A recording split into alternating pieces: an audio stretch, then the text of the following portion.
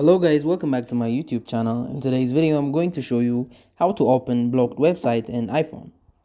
So for this, you need to head over to official NordVPN website or just click the special link below this video.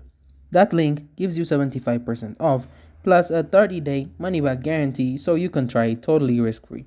So you can see in here, we have this option of download. So make sure you download for iOS. Once you have done, you can access any type of website that you are looking for, whether it's, let's just say, this one or any crypto site. You can see I am blocked this using the NordVPN. So make sure to connect your NordVPN and then you'll be able to unlock any type of sites on your iPhone or iPad.